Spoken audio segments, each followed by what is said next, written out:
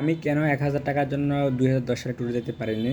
আমার বাবা কেন আমাকে ১,০০০ টাকা দেয়নি? আজকে থাকছে সকল কিছু এই ভিডিওতে। আসসালামু আলাইকুম।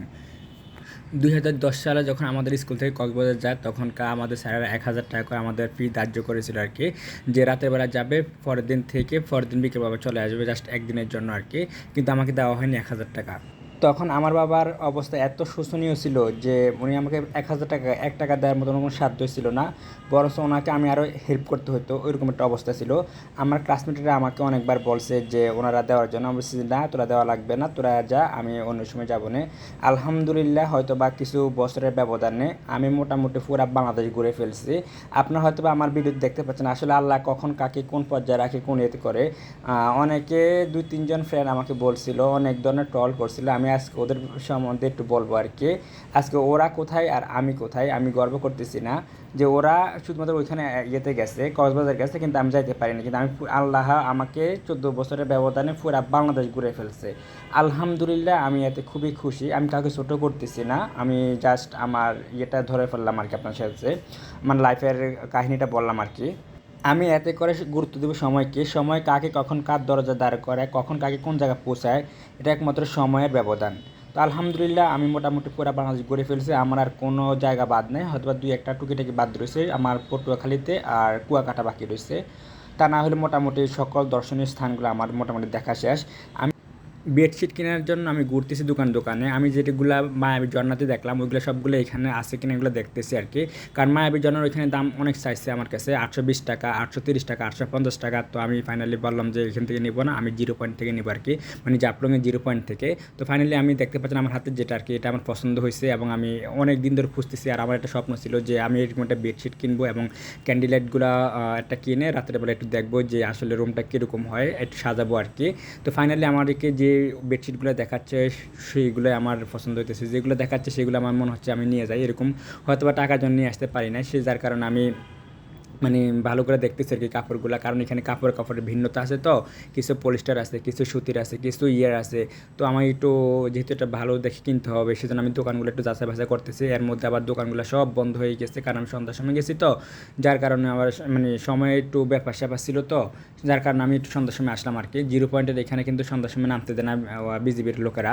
তো এখানে আমি একটা দোকানে ঢুকলাম আর ওনাকে বললাম যে, "তুমি আমাকে অনেকগুলা বেডশিট দেখাও।" তো আমার ফাইনালি একটা পছন্দ হয়ে গেছে। এটা আমি যেটা ওইখানে দেখলাম মায়াবী ঝরনার এখানে, এই যে এই বেডশিটটা আরকি। ওনাকে বললাম যে এটা কত নিবে? উনি আমাকে একদম লাস্ট বলছে ৳৭৫০ আরকি। তো আমি ওনাকে বলে কই একদম ৳৭২০ দিয়ে এই বেডশিটটা নিছি। আমার খুবই পছন্দ হয়েছে বেডশিটটা। আর আপনারা অবশ্যই ওইখানে গেলে একটু দাম দর করে নিয়ে আসবেন। আর এখানে কিন্তু কাপড় অনেক ব্যবধান। আর কারেন্ট ছিল না তো, যার কারণে প্রচুর গরম, মানে প্রচুর গরম। এত পরিমাণ গরম, মানে গরমে দিয়ে ইয়ে করতেছি আরকি। তো আপনাদের ভাবির জন্য আর আমার বোনের জন্য ২ টা থ্রি পিস দেখতেছি আরকি। কারণ থ্রি পিস না নিলেও এটা আবার খারাপ দেখায় যে ভাইয়া অনেক কিছু নিছে, ইয়ে কারণ আব্বু বলবে যে জামাই ট্যুরে গেছে কিছু আনে নাই। যার কারণে আমি ২ টা থ্রি পিস নিয়ে নিছি আরকি। ফাইনালি একটা আমার ওয়াইফের জন্য আর একটা আমার ছোটো বোনের জন্য নিয়ে নিলাম আরকি। আর থ্রি পিসগুলো খুবই সুন্দর ছিল এবং দুজনের পছন্দ হয়েছে। জানি না ওরা কতদিন পরতে পারবে। আমি চেষ্টা করছি একটু ইয়ের মধ্যে নেওয়ার জন্য, মানে ঘরের মধ্যে পরার জন্য আরকি। কোথাও যাওয়ার জন্য নিয়ে নাই, বাট এটা যাতে ঘরে পড়তে পারে এরকম টাইপের নিছি আরকি। তো এটাকে নাকি বার্মিজ থ্রি পিস বলে, আমি জানি না এটাকে কী বলে। ওরা আমাকে বলে যে বার্মিজ থ্রি পিস। এটা আমি নিছি ৳২৮০ করে আরকি, ২ টা নিছি। ২ টা থ্রি পিসও ওদের খুবই পছন্দ হয়েছে। তো আমি চলে আসলাম, আমার কিছু হেয়ার ইয়ে লাগবে, অয়েল লাগবে, দেন আমার কিছু কসমেটিক আইটেম লাগবে। সবগুলো আমি ইন্ডিয়ান নিব তো, যার কারণে আমি একটা দোকান ঢুকলাম আরকি। এখানে সকল কিছু পাওয়া যায়, বিশেষ করে সব কিছু ইন্ডিয়ান। এখানে কোনো মানে বাংলাদেশি প্রোডাক্ট একদমই কম, সকল কিছু কিন্তু ইন্ডিয়ান প্রোডাক্ট। আর এই ছেলেটা এটা আমার সাথে একটা দোকানই করছে আরকি। আমি নেক্সট টাইম গেলে ওই ছেলেকে ধরবো আমি, এবং ওর ভিডিও আছে। আমি ওর জবানবন্দি নিচ্ছি, ও আসলে বুঝতে পারে নাই। ভিডিওর মধ্যে আমি একটু জবানবন্দি নিচ্ছি, কিন্তু মালটাও আমাকে দিছে, মানে যেরকম কথা বলছে এরকম হয় নাই, একটু নড়চড় হয়েছে। ওকে আমি প্রমাণ সহ দিব তো, সেজন্য আমি আমার প্রোডাক্টটা রেখেছি, আমি ইউজ করি নাই। তো যাই হোক, আমি অনেকগুলো প্রোডাক্ট এখান থেকে নিয়ে নিলাম। আর এই যে শ্যাম্পাপিটা, আমি যতদিন ছিলাম ততদিন প্রতিদিন একটা করে শ্যাম্পাপি খেতাম, এত মজা শ্যাম্পাপিটা। অবশ্যই আপনার জাফলং গেলেই শ্যাম্পাপিটা খাবেন। এই যে দোকানে ২টা মহিলা দেখতে পাচ্ছেন না, এগুলো কিন্তু বাংলাদেশি মহিলা। ওরা ইন্ডিয়া থেকে মালামালগুলো নিয়ে আসে ওদেরকে দেয়। দেখেন ওনারা কিন্তু টাকার জন্য দাঁড়ায় রয়েছে আরকি। তো ওনারা মনে আছে কিছু মাল অল্প আনছে, যার কারণে ওনাদেরকে টাকা বলতেছে যে একটু পরে নিতে। ওনারা বলছে না, এখন টাকা দিতে হবে, ওনারা ভাত রান্না করবে, ইয়ে করবে, কী বলতেছিল। এই তো ফাইনালি আমি বাসায় চলে আসলাম। বাসায় চলে এসে এখন আমি এটা বিছাবো আর কি। দেখেন তো কীরকম হয়েছে। আসলে মানুষের জীবনে অনেক কিছু হয়, ইয়ে হয়। আমি আসলে প্রথম যে কথাগুলো বললাম অনেক কষ্ট থেকে কথাটা বললাম আর কি। আমার ফ্রেন্ড 2-3 জন আছে যারা কিনা আমাকে ওই সময় অনেক ট্রল করছিল 1,000 টাকার জন্য, কিন্তু ফাইনালি ওরা আজকে কোথায় আর আমি কোথায়। আমি গর্ব করতেছি না, বাট আমি এটা ইয়ে করতেছি। আসলে সময়ের ব্যবধানে কে কোথায় যায়, কে কোথায় ইয়ে করে, এটা আসলে সময়ের হাতে তুলে দেওয়া উচিত। আর যাই হোক, আমি এখানে কিন্তু ফাইনালি সুন্দর করে বেডশিটটা বিছিয়ে নিলাম আর কি। আর আপনারা দেখতে পাচ্ছেন যে বেডশিট বিছানোর পরে কত সুন্দর লাগতেছে খাটটাকে। এখন আমার একটা বাকি, আমি একটা ক্যান্ডেল লাইট কিনবো আর কি। লাইট কেনার পরে আপনার সাথে ওই ভিডিওটা শেয়ার করবো, দেখি রুমের ভিতরে আলোটা কীরকম হয়। যদিও রুমের ভিতরের অবস্থা বেশি একটা ভালো না, কারণ কালারটা বেশি একটা ভালো আসে না, আর পুরাতন বিল্ডিং তো, যার কারণে বেশি একটা ইয়েও আসে না।